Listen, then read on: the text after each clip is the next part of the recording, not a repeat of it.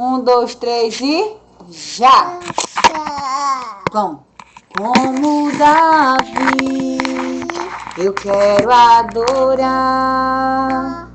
diante da morte, não vou me prostrar.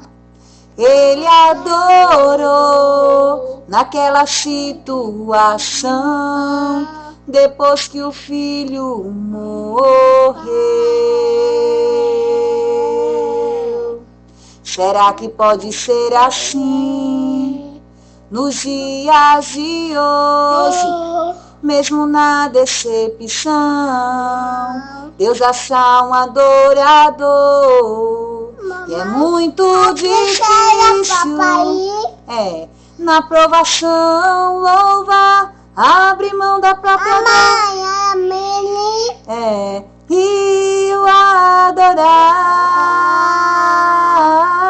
Esse adorador já amanhece adorando. Esse adorador já tem milagre esperando. Esse adorador, quando abre sua boca, faz o inferno estremecer. Esse adorador não tem momento e nem hora. A qualquer momento ele se ergue agora, porque sabe que sua adoração move a mão de Deus.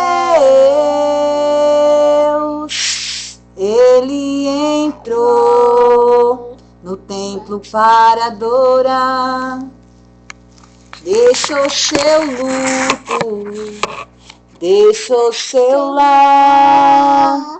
Queria saber o pensamento de Davi no momento dessa adoração.